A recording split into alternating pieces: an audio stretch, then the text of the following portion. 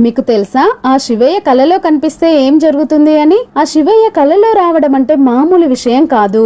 ఎంతో అదృష్టం, పూర్వజన్మ సుకృతం ఉంటే తప్ప అటువంటి భాగ్యం కలగదని పండితులు చెబుతున్నారు. మీ కలలో శ్మశానంలో ఆ శివయ్యని దర్శించుకున్నట్లు కనిపిస్తే చనిపోయిన మీ పూర్వీకులకు ఉత్తమ గతులు లభించాయని అర్థం చేసుకోవాలి.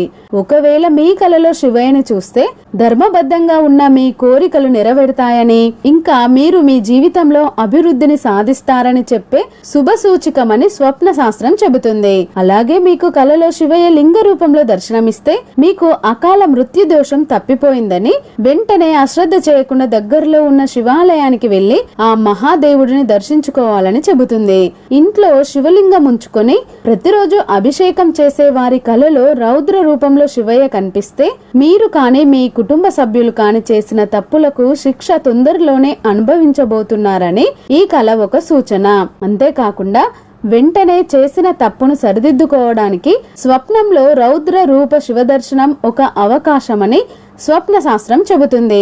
ఒకవేళ మీరు మీ కుటుంబ సభ్యులతో శివయ్యని అర్చిస్తున్నట్లు కల వస్తే తొందరలోనే మీ కుటుంబం పడుతున్న కష్టాలు ముగింపు దశకు చేరుకున్నాయని అర్థం. ఈ వీడియో నచ్చితే ఇప్పుడే మన ఛానల్ ని సబ్స్క్రైబ్ చేసుకోండి. ఓం నమః శివాయ అని కామెంట్ చేయడం మాత్రం మర్చిపోకండి.